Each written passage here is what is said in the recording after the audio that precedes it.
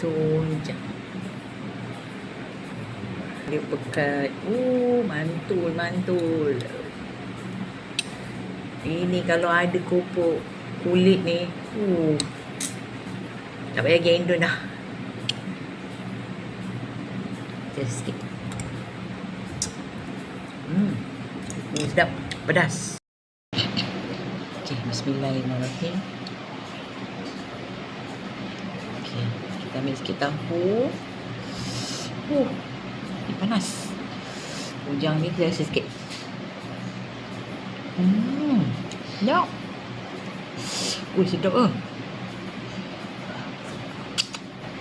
Sedap. Panas. Panas. Bismillahirrahmanirrahim.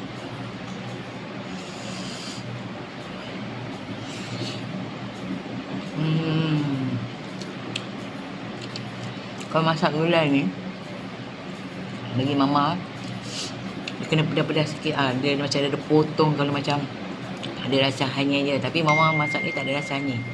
Sedap. Recommended. Nanti resipi mama share. Okay, bye-bye.